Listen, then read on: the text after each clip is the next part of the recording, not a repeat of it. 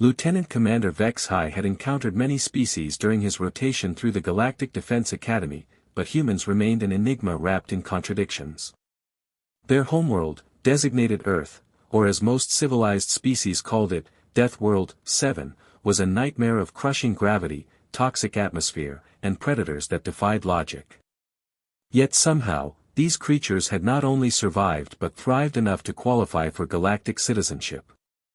The newest batch of human recruits had arrived 3 rotations ago, and Vex-High had been assigned as their integration officer. Most species required extensive genetic modification or mechanical augmentation to survive standard academy conditions, but humans seemed almost disappointingly ordinary. They were shorter than his own Keth Mori people, lacked natural armor, and possessed no visible weapons.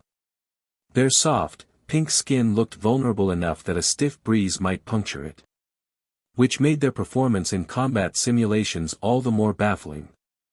Today's exercise involved mixed-species teams navigating a zero-gravity obstacle course while under simulated enemy fire. Vex-High observed from the control booth as recruit Hendrix, a female human barely reaching his chest height, moved through the course with fluid precision. Her teammate, a hulking Grimthak warrior named Vorgon, struggled to keep pace despite his species' natural adaptations for low-gravity environments. "Impressive," muttered instructor Yilmoth, her crystalline features flickering with approval. The human compensates for gravitational variations using micro-corrections in body positioning. Most species require neural implants for such precision. Vex-High nodded absently, but his attention was drawn to another human, recruit Morrison, whose massive frame seemed to defy the Academy's weight classifications.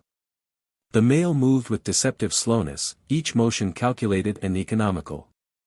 When a training drone fired a non-lethal plasma burst at him, Morrison simply wasn't there anymore, having shifted position with impossible speed.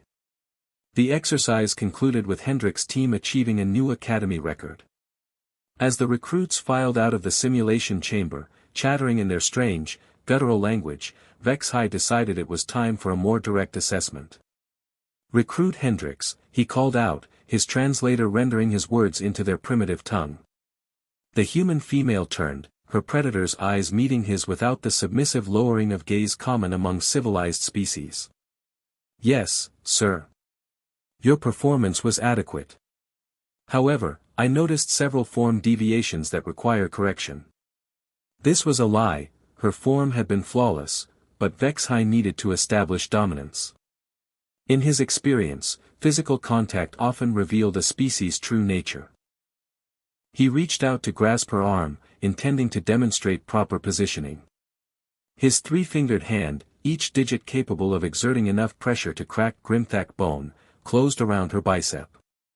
The result was immediate and educational. Hendrix's muscle density was unlike anything in his xenobiological database. What appeared to be soft flesh yielded slightly, then became rigid as compressed durasteel. But that wasn't the shocking part was her reflexive response. Her free hand shot out, not in a wild swing, but in a precise grab that caught his wrist.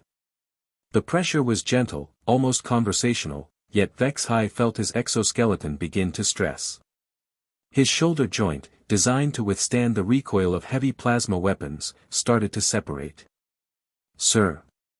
Hendrix asked, her grip remaining constant. "Is there something wrong with my positioning?" Vex-High tried to pull away, but the human's grip was absolute. Panic fluttered through his nervous system as he realized she wasn't even trying, this was simply her unconscious response to being grabbed. On Deathworld 7, everything was a potential threat. "Release," he managed to croak. Hendrix immediately let go, concern flickering across her alien features. "Did I hurt you?" "I'm sorry, it's just reflexes from home." Vex-High cradled his arm, feeling cartilage grinding against cartilage. Medical scanners would later reveal microfractures throughout his shoulder assembly and severely strained connective tissues. The injury would plague him for the rest of his career. As he stumbled toward the medical bay, Vex-High finally understood why the Galactic Council classified Earth as Deathworld 7. It wasn't just the environment that was lethal, it was what that environment had forged. Humans weren't just survivors of their hellish planet, they were its ultimate predators. And they didn't even realize it.